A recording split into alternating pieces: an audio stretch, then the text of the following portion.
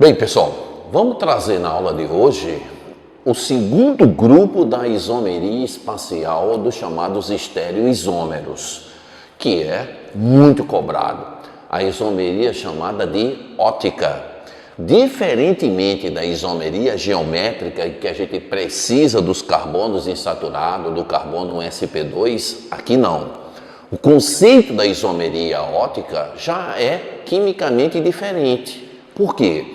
Porque a isomeria ótica, evidenciada pelo primeiro cientista a começar a desvendar, foi justamente Louis Pasteur, é o conceito do que a gente chama de assimetria molecular. É preciso que as moléculas tenham assimetria para que se tenha essa forma de arranjos espaciais ou isoméricos distintos. Precisa ter assimetria. Vamos trabalhar primeiramente com o caso mais comum da assimetria. Qual? Aquela que tem o carbono quiral ou carbono assimétrico. Vale ressaltar que não é uma condição obrigatória para ter essa forma de isomeria o carbono quiral, mas a maior parte dos compostos vão precisar desse carbono quiral. Existem casos muito incomuns, vamos colocar assim, de moléculas que são assimétricas sem a presença dele, é fato. Mas vamos começar a trabalhar com as questões mais cobradas, aquelas que exigem a presença do carbono quiral ou assimétrico. Pasteur, investigando essas moléculas, ele observou que quando a molécula química tem assimetria, mas o que significa dizer assimetria? Se um objeto é simétrico, as partes são iguais, idênticas. Se um objeto é assimétrico, fisicamente falando, os lados passariam a ser diferentes. Uma bola se eu cortar imaginariamente uma bola, uma esfera, é um objeto simétrico, os lados são idênticos. Uma cadeira, escolar ou não, mas uma cadeira, esses lados passariam a ser diferentes, ela passa a ser um objeto que é assimétrico. Pois bem, quando na química existem moléculas, quando você corta imaginariamente por um eixo simétrico e os lados passam a ser diferentes, essas estruturas da química possibilitam formas e compostos um distinto do outro. É isso que Pasteur conseguiu investigar e descobrir. Portanto, para se ter isomeria ótica, eu preciso disso aqui, que tenha assimetria molecular. Cortando essa molécula, os lados passariam a ser diferentes um do outro. E se tiver esse tipo de carbono, o nome já diz muito, um carbono que provoca assimetria, um carbono que dá lados diferentes à molécula, carbono assimétrico chamado de quiral, quiros, mãos. Anatomicamente, a minha mão é assimétrica. A imagem da minha mão esquerda é contrária, se você colocar e projetar diante de um espelho. Nós temos no nosso corpo partes assimétricas. Tem que colocar uma luva da mão direita na mão esquerda, não são sobreponíveis. Então, na química, isso possibilita arranjos quimicamente diferentes com propriedades biológicas distintas uma da outra. E o carbono assimétrico, como investigar? Fácil.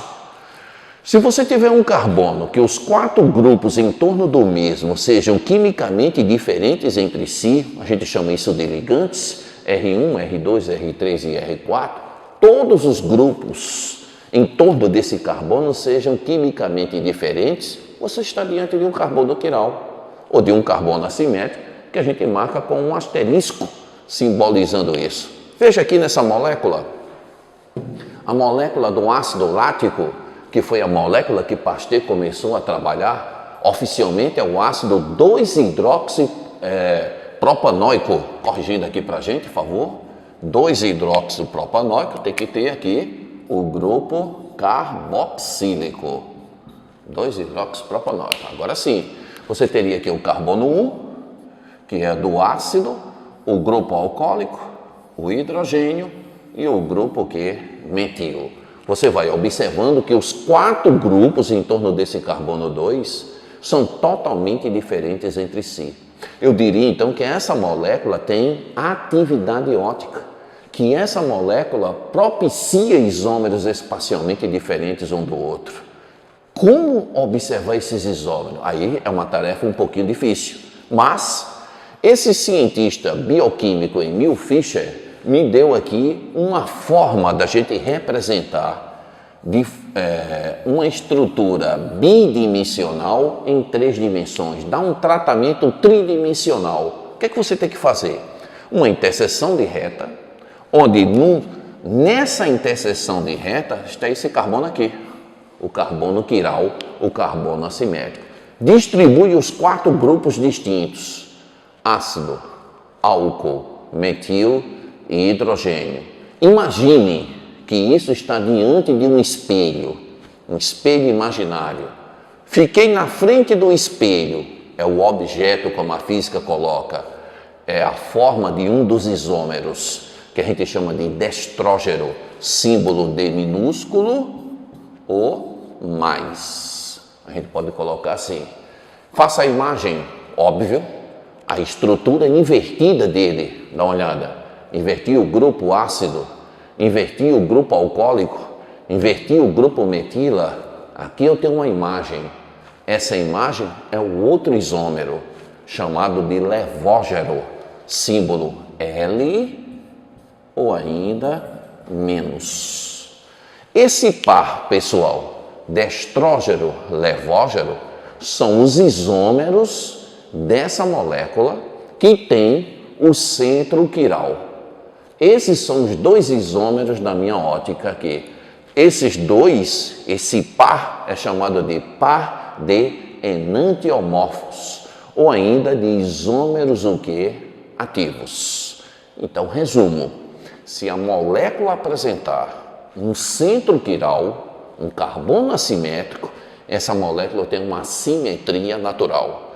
Essa simetria provoca a formação de isômeros diferentes do ponto de vista espacial, só que são isômeros feitos por um espelho, são isômeros especulares, um sendo a imagem contrária do outro, como Pasteur colocou com as minhas mãos, mão esquerda, mão direita, ela sendo assimétrica, e essas mãos não são sobreponíveis. É a mesma coisa que eu estou fazendo aqui.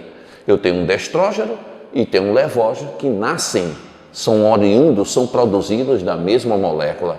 Esse a gente chama de par de enantiomorfos. Na sequência, vamos resolver uma questão do módulo, trabalhando com isso aqui, para a gente dar aquele reforço teórico para vocês, ok? Pessoal, vamos então, como a gente vai trabalhar aqui, uma questão do livro de vocês, trazendo esse conteúdo para a gente de isomeria ótica, de carbono assimétrico e de moléculas quirais. A questão de número 1 é um texto aqui falando para a gente sobre a produção de alguns micro-organismos de aminoácidos. Então, encurtando alguns de acordo com o texto, né? Ele está colocando aqui em setores, em microsistemas aquáticos, algumas algas produzem esses 2 aminoácidos, a metionina e a cisteína. Questão de número 1, ele vai colocar para a gente essas 2 estruturas que representam aminoácido, ou seja, tem ácido carboxílico e tem amina. Ácido carboxílico e tem amina, daí eles são mencionados como aminoácidos. E a respeito desses aminoácidos, ele faz uma série de afirmativas, tais como, na alternativa do item A, ele menciona que essas 2 moléculas que representam aminoácidos são antípodas óticos. Antípoda ótico, a metionina é o antípoda ótico da cisteína. Ele está colocando para a gente que um é isômero do outro. Não, não é. Né? Não teria como ser uma questão falando especificamente de isomeria. Só um detalhezinho já derrubaria, entre outras evidências. A metionina, observe, 1, 2, 3, 4 carbonos. Cisteína, 1, 2, 3. É impossível ser um isômero se você não tem as mesmas quantidades atômicas. Porque no momento que você coloca antípoda ótico, você está dizendo que um é o destrógeno e o outro seria o levógeno. Ou seja, um seria isômero do outro. Com fórmulas diferentes, não é possível. A alternativa do item B, ele coloca que a cisteína é isômero de posição da metionina, mas ele insiste em afirmar que os dois são isômeros. Só é possível ser isômero se tiverem as mesmas proporções de átomos. E aí não tem o mesmo número de carbonos. Fora. A alternativa do item C, ambos possuem carbono assimétrico na estrutura, logo apresentam atividade ótica. Será? Vejamos. Para ter atividade ótica, o que foi que a gente viu na nossa aula? Precisa do centro quiral, do carbono assimétrico, dos 4 grupos sendo diferentes entre si. Metionina, eu tenho nesse carbono 2. No carbono, sim, o hidrogênio, o grupo amino, o grupo do ácido e toda essa estrutura aqui. Isso aqui é um centro quiral. E a cisteína, também eu teria aqui no carbono 2, o hidrogênio, o grupo amino, o ácido e todo esse grupo aqui também sendo um centro quiral. Confirma.